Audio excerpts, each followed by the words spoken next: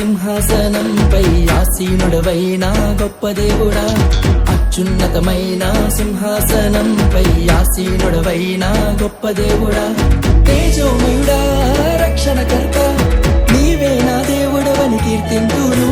తేజోమయుడా